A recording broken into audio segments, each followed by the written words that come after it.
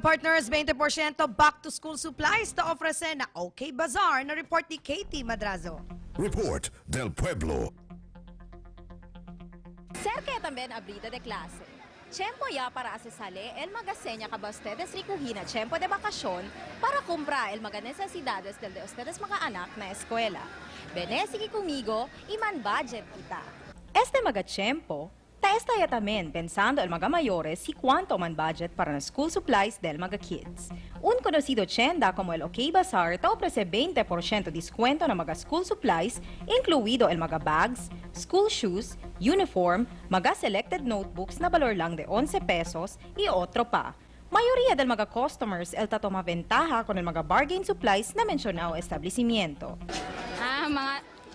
Ese di mi anak, gusto bilog naman ng eskwela, grade 2, kinder, pero pakumpre di mi sobrina.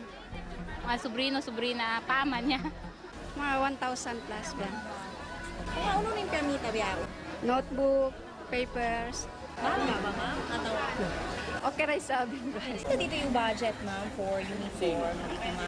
Only 2,000 lang ngayon. Hasta sapatos sa kanya. No hay pa. Nabalor lang de 500 pesos hasta 2,000 pesos, tenía ustedes aseguramiento kay kompleto ya el mga school supplies del de ustedes mga kids. Desde aquí na school supplies section del OK Bazaar, Katie Madrazo. E105.9 News FM, i-media mo.